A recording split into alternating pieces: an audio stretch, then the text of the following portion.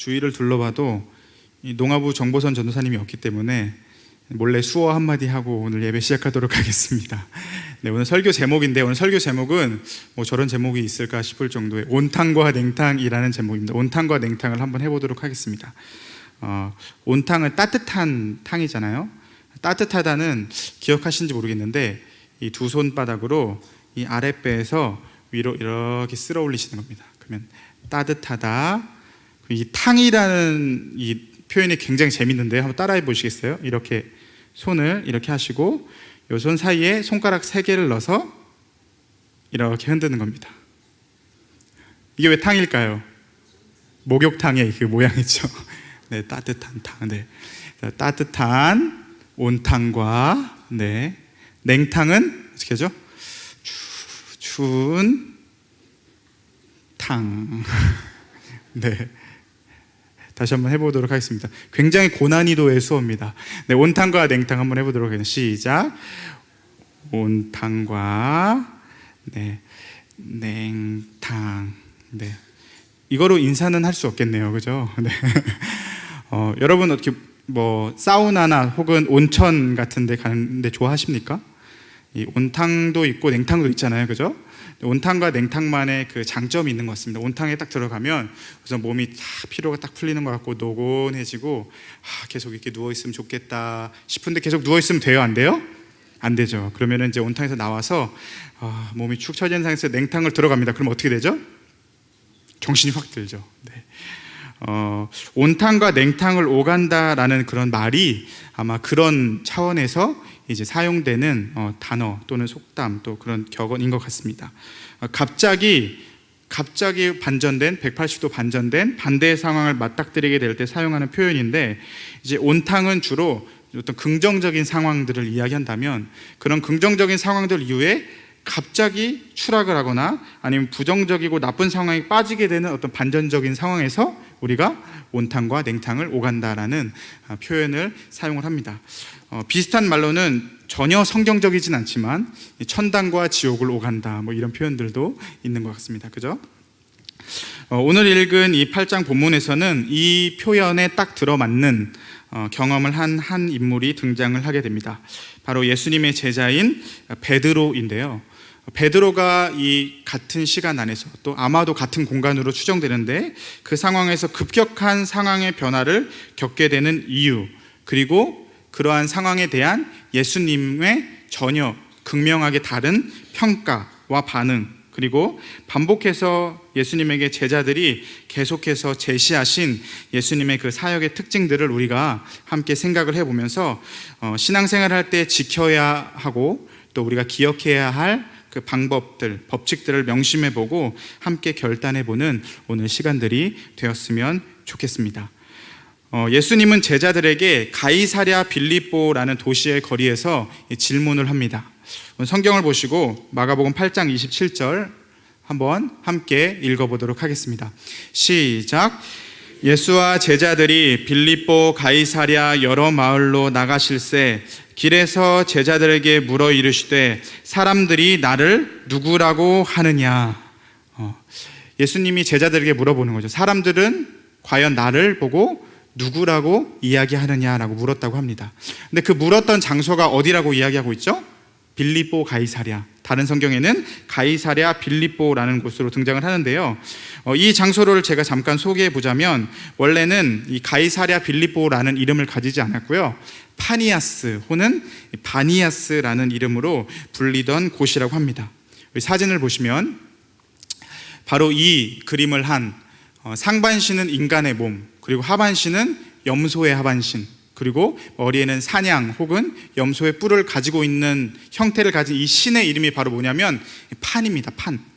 그리고 저 염소 신이 들고 있는 그 필이 아시죠? 저걸 우리가 펜플룻이라고 부르는데 바로 그 판이라는 이름을 따서 저것을 이제 펜플룻이라고 부른다고 합니다.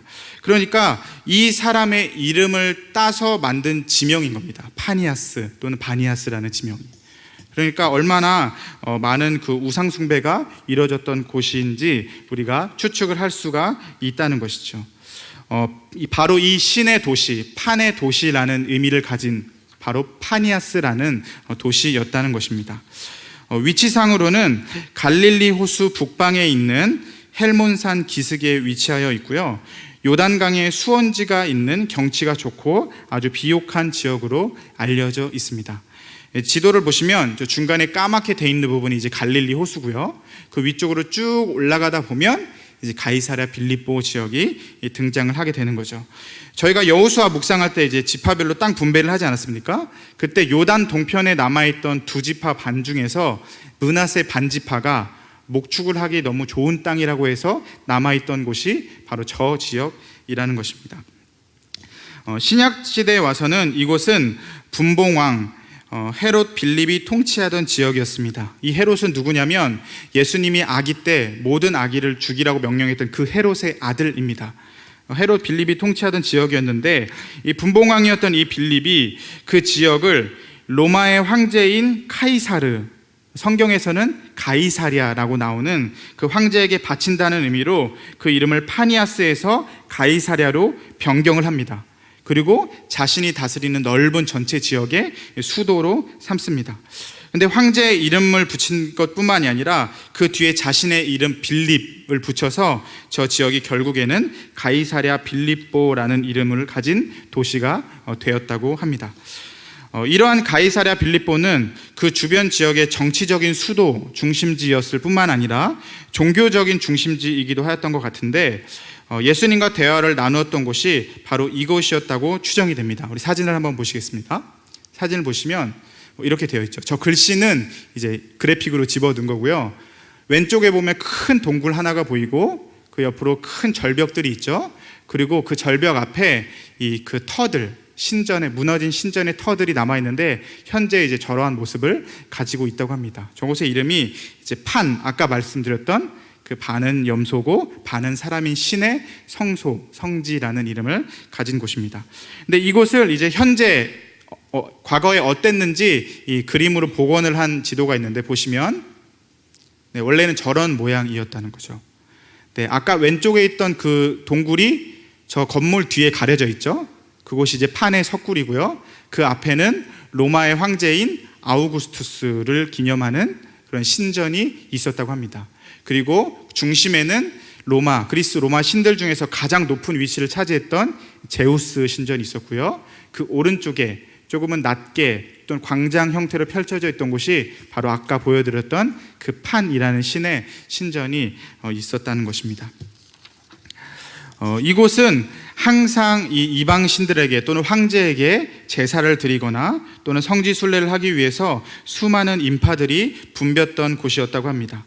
어떤 이러한 사람들은 무지무지하게 많고 복작복작거리고 그리고 커다란 절벽이 둘러싸고 있는 어마어마한 위용을 자랑하는 큰 판 모양의 그 판에 그 석상이 있고 큰 신전들이 질비한 이곳에서 바로 예수님과 제자들의 대화가 오갔다는 것이죠. 예수님이 묻죠. 사람들이 나를 누구라 하느냐? 그러자 제자들이 대답을 합니다. 세례 요한이라고 하기도 하고 엘리야라고 하기도 하고 선지자 중에 하나라고도 이야기합니다 라고 이야기를 하고 있는 거죠. 이런 수많은 신전들과 많은 그 신들, 이방 신들 사이에 둘러싸여 있는 이 와중에 물론 이 말했던 세례 요한이라든지 엘리야라든지 선지자라든지 이런 사람들이 유대인들의 존경을 받는 인물들이긴 하지만 이 사람들의 고백은 이 신들보다는 조금 더 못한 사람으로 예수님을 인식을 하고 있었다는 겁니다. 그저 조금 위대한 사람들 중에 하나로 고백되고 있다고 이야기를 하는 것이죠. 왜냐하면 이 눈에 보이는 이런 장엄한 주변 환경, 엄청난 절벽과 큰 신상, 깊은 동굴, 어마어마한 여러 개의 신전들, 이런 것들 사이에서 눈에 보이는 이 예수님의 모습은 너무나 초라하기 때문이죠. 그렇게 볼 때 세례 요한, 엘리야, 선지자라고 고백할 수 있는 정도가 그래도 그들이 할 수 있는 것 중에서 최고의 고백이라고 할 수 있는 배경이었다는 거죠. 지금 이 대화를 나누고 있는 상황이. 그러나 그들의 대답, 그리고 다른 사람들의 생각과는 차원이 다른 대답을 그때 베드로가 하는 것입니다. 우리 8장 29절, 우리 성경을 보시고 한번 읽도록 하겠습니다. 8장 29절 성경 보시고 읽겠습니다. 시작. 또 물으시되 너희는 나를 누구라 하느냐? 베드로가 대답하여 이르되 주는 그리스도이시니이다 하매. 네, 굉장히 유명한 고백이죠. 근데 그러한 상황 속에서 이 고백이 얼마나 귀하고 가치가 있는 고백입니까? 황제 숭배와 또 우상 숭배로 가득한 그 충만한 그곳에서 로마의 황제들이 숭배되며 퀴리오스, 주님이십니다, 주인이십니다라고 불려지던 그곳에서 베드로는 당신이 주님이십니다, 황제가 주님이 아니라 당신이 주님이시고 당신이 그리스도이십니다라고 고백을 하는 것이죠. 그리스도는 메시아의 그 헬라어 번역입니다. 그러니까 그토록 유대인들이 기다리던 메시아의 모양은 로마의 황제로부터, 로마로부터 이스라엘 백성들을 자유롭게 하실 수 있는 모든 이스라엘 백성들이 그토록 바라고 기대하고 기다렸던 왕이십니다라고 베드로가 고백을 하고 있다는 것이죠. 죽어있는 온갖 잡신들이 모여있는 이 이방 종교의 중심지에서 예수님 당신만이 살아계신 하나님의 아들입니다 라고 고백을 하고 있는 것입니다. 주변의 환경과 상관없이 예수님은 하나님이십니다, 예수님은 참 하나님이십니다 라고 고백하는 것이 얼마나 귀한 고백입니까? 사랑하는 성도 여러분, 우리가 예수님을 향한 또 하나님을 향한 신앙 고백을 해야 하는 지금 이 시대의 상황도 사실 이와 비슷할 수 있습니다. 우리가 살고 있는 세상을 우리는 세상이라고 부르지 않습니까? 우리의 홈그라운드가 아니라는 것이죠. 우리의 홈그라운드가 아니고 이곳은 원정 경기장이라는 것입니다. 그렇게 우리가 가지는 겉으로 보기에는 초라해 보이는 이 신앙들보다 훨씬 더 커 보이는 세상의 것들이 우리를 둘러싸고 있고 주변에 진치고 있는 것을 우리는 알 수가 있다는 것이죠. 어떤 것들이 그렇습니까? 돈이 그렇습니다. 돈이 그렇고, 물질이 그렇고, 세상이 이야기하는 권력들이 그렇고, 또 과학과 이성, 합리적인 사고들이 계속해서 우리의 신앙에 도전을 하고 있는 상황 가운데 있다는 것이죠. 대다수의 많은 사람들이 제가 방금 언급한 것들을 따르고 신봉합니다. 물질적인 풍요, 그리고 부, 세상에서의 성공과 공명심, 명예욕, 말도 안 되는 옛날 고대 근동 어느 조그만 나라에 있었던 신화와 같은 이야기들보다 그들의 머리로 이해 가능한 이성과 과학이라는 이름의 우상을 따르고 섬기고 있는 시대를 우리가 살아가고 있다는 것이죠. 그런 상황에서 여러분은 베드로와 같이 고백할 수 있으시겠습니까? 지금 우리에게 이렇게 물으시는지도 모르겠습니다. 너희는 이전에 그 가이사랴 빌립보와 같이 우상들이 즐비한 거짓 신들로 가득한 지금 이 세상 속에서 나를 누구라고 고백하고 나를 누구라고 믿고 있느냐라고 묻고 계신다는 것이죠. 그럴 때 우리가 적당히 타협하면서 예수님 4대 성인 중에 한 명이시지, 역사적으로 굉장히 뛰어나고 똑똑한 사람이지만 동정녀 탄생이랑 부활은 내가 도저히 못 믿겠습니다 라고 고백하십니까? 그저 뛰어난 선지자 중에 한 명으로 여기고 계십니까? 사랑하는 성도 여러분, 예수님은 그리스도이십니다. 예수님은 살아계신 하나님의 아들이십니다. 그분은 우리의 주인이시오, 구원자이시오, 왕이시며 살아계신 하나님이십니다.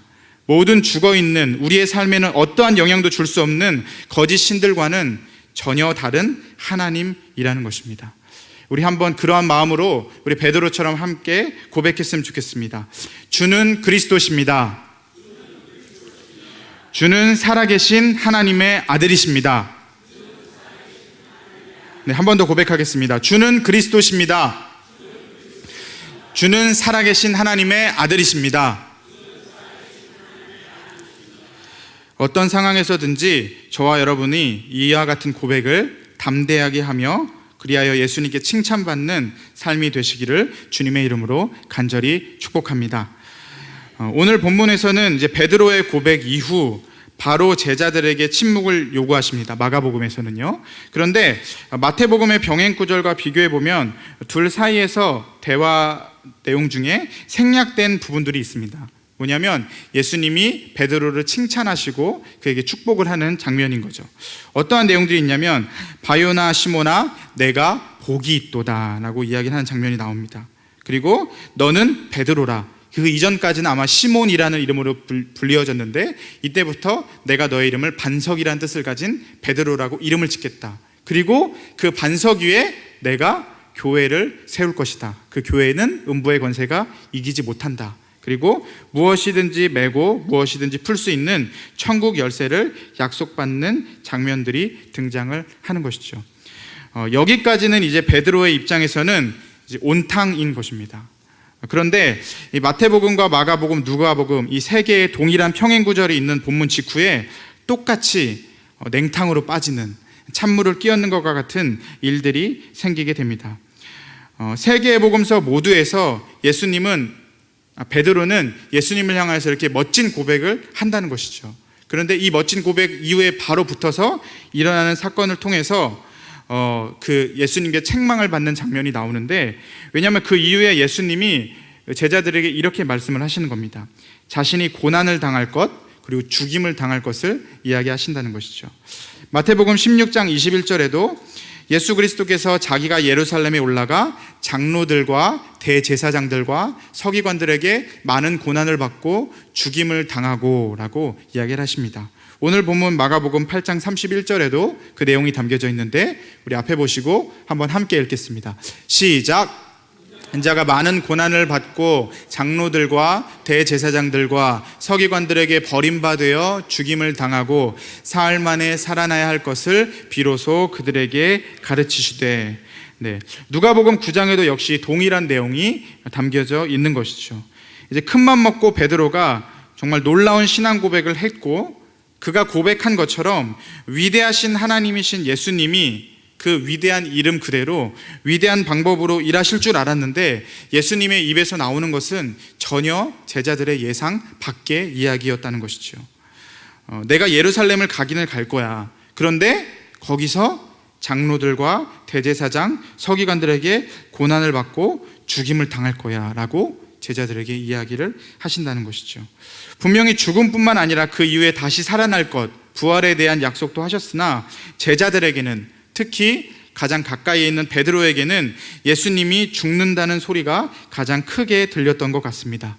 그래서 그가 어떻게 반응합니까? 8장 32절, 마가복음 8장 32절, 드러내놓고 이 말씀을 하시니 베드로가 예수를 붙들고 항변하매 라고 이야기를 하는 것이죠.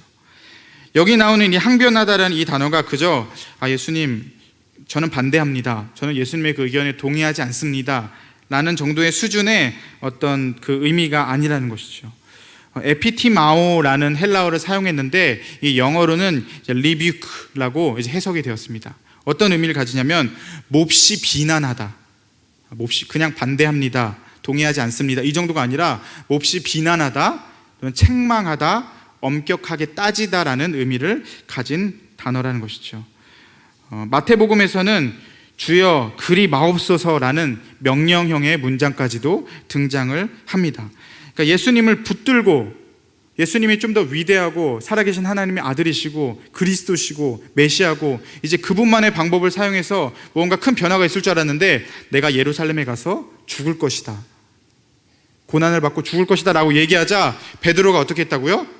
붙들고, 그리고 예수님을 몹시 비난하고 예수님을 향하여서 고개를 쳐들고 따졌다는 것이죠. 주여 결코 그러한 일이 당신에게 일어나지 않을 것입니다. 그리고 명령을 합니다. 그런 방법으로 하시면 안 됩니다, 그리 마옵소서라고 이야기를 하고 있는 것이죠. 이렇게 이 사람의 생각으로 예수님을 이 조정하려는 이 행위를 예수님은 꾸짖는 것입니다. 뭐라고 하시죠? 사탄아 내 뒤로 물러가라, 하나님의 일을 생각하지 않고 사람의 일을 생각하는구나 라고 33절에서 이야기를 하고 있는 것입니다. 예수님이 왜 꾸짖으십니까? 불과 방금 전까지 이 천국의 열쇠를 약속받고 너를 베드로라고 하고 너 위에 내가 교회를 세울 것이니 음부의 권세가 너를 해치 못할 것이다 라고 축복하고 약속받았던 베드로를 왜 꾸짖는다고 33절에는 이야기하고 있습니까? 하나님의 일을 생각하지 않고 사람의 일을 생각하기 때문에 그렇다고 이야기를 하고 있는 것이죠. 그리고 이어서 하나님이 일하시는 방법이 어떤 것인지 마가복음 8장 34절에서 말씀을 하고 있는 것입니다. 우리 34절을 앞에 보시고 한번 큰 목소리로 읽도록 하겠습니다. 시작. 무리와 제자들을 불러 이르시되 누구든지 나를 따라오려거든 자기를 부인하고 자기 십자가를 지고 나를 따를 것이니라. 베드로가 고백했던 그 하나님, 메시아, 그리스도, 전능하신 하나님의 방법이라고 보기에는 너무나도 약하고 힘없어 보이는 방법 아닙니까? 자기를 부인하고 자기의 십자가를 지고 나를 따르라 라고 이야기하는 것 말입니다. 그렇지만 그러한 방법을 하나님이신 예수님은 본인이 직접 행하셨고 행하실 것이라는 것입니다. 먼저 예수 그리스도는 자기를 부인하셨습니다. 창조 때부터, 창세 전부터 함께 하셨던 그 하나님이셨던 그 예수님은 성육신 하셨습니다. 하나님이신 분이 인간의 몸으로, 무한에서 유한으로, 영원에서 한정으로, 하늘에서 땅으로 오셨다는 것이죠. 우리의 평안을 위해서 자신의 편안을 버리시고 이 땅 가운데 오시는 자기 부인을 행하셨다는 것입니다. 두 번째, 예수 그리스도는 십자가를 지셨습니다. 십자가형은 여러분들이 많이 들어오셨던 것처럼 로마인들이 행할 수 있는 가장 극악한 처형 방법입니다. 그리고 또 나무에 달린다는 것은 신명기 21장을 보면 저주받은 자라고 이야기하는 모든 유대인들이 율법에 나와 있는 그 내용들을 공유하고 있는 저주받은 그런 죽음의 방법이었다는 것이죠. 그들 앞에서, 그렇게 생각하는 유대인들 앞에서, 또 로마인들 앞에서 친히 나무에 달리사 저주받은 모습으로 비참하게 십자가에 못 박혀 돌아가셨다는 것입니다. 여러분, 이것이 바로 예수님의 사역의 방법이라는 것이죠. 하나님이 일하시는 방법이라는 것입니다. 낮음과 겸손, 그리고 헌신과 희생이라는 것이죠. 그 일을 위하여 우리에게 오셨고 그렇게 사셨고 또 그렇게 죽으셨습니다. 그렇게 함으로써 예수님께서는 하나님의 일, 구원을 우리 가운데 이루어 주신 것입니다. 그리고 그분이 먼저 그렇게 사셨으니 너희도 그 방법으로 살라고 우리에게 그 삶으로의 초청을 하고 계시는 것입니다. 나를 따를 것이니라. 너희도 자기를 부인하고 자기 십자가를 지고 나를 따를 것이니라 라고 이야기를 하고 계시는 것이죠. 사랑하는 성도 여러분, 그런데 이게 참 되게 아이러니하고 참 어려운 일입니다. 왜냐하면 우리가 하나님은 전능하신 분이십니다. 하나님은 하나님이십니다. 하나님은 우리를 구원하시는 분이십니다. 메시아이십니다. 주님이십니다 라고 고백을 하는데 왜 내 삶은, 그런 전능하신 하나님을 주인으로 모시고 있는 내 삶은 번듯하기보다는 계속 희생해야 하고 계속 섬겨야 하고 자기를 부인해야 합니까? 그럴 때마다 우리에게 드는 생각들은 뭡니까? 하나님, 그렇게 하지 마십시오. 저는 그러한 삶을 살고 싶지 않습니다라고 그것에서 거부하고 하나님을 향하여 비난하는 마음들이 생기는 것이 당연하지 않겠습니까? 왜 하나님을 믿는 백성들, 그 전능하시고 영원하시고 광대하신 구원자이신 하나님을 믿는 백성들을 왜 이렇게 초라한 모습으로 놔두십니까? 라고 따지고 싶은 마음들이 많이 들고 있는 우리들의 마음이라는 거죠. 그러나 성경은, 또 예수님은 그러한 생각들이 모두 사람의 일을 생각하는 것이라고 이야기합니다. 하나님의 일은 우리가 너무나도 잘 알다시피 예수 그리스도의 낮아짐, 희생, 그의 죽으심으로 또 부활하심으로 이루어졌습니다. 그 하나님의 일에 순종했을 때 전능하신 하나님은 예수 그리스도를 다시 살리시고 영광스럽게 하셨던 것이죠. 그리고 우리도 역시 예수님이 초대하셨던 것처럼 그 길을 따라야 한다는 것입니다. 예수님을 믿음으로 인해 생기는 고난이 분명히 있을 것입니다. 주의를 성수함으로 인해서 친구들과 주변에 있는 사람들로부터 소외되는 일들을 경험할 수도 있을 것입니다. 또 헌금을 하고 구제를 하는 일에 있어서 나의 물질에 손해를 입게 될 수도 있을 것입니다. 또 모든 세상 사람들이 바라는 적정 수준의 안정감에 못 미치는 삶을 살게 될 수도 있습니다. 왜냐하면 우리의 삶의 목적이 돈과 명예로운 삶이 아니기 때문입니다. 사랑하는 성도 여러분, 저와 여러분이 자기 부인과 자기 십자가를 지는 인생으로 하나님의 일하시는 방법으로 따라서 살아보는 건 어떻겠습니까? 몸은 지치고 마음은 힘들 때가 있을 것입니다.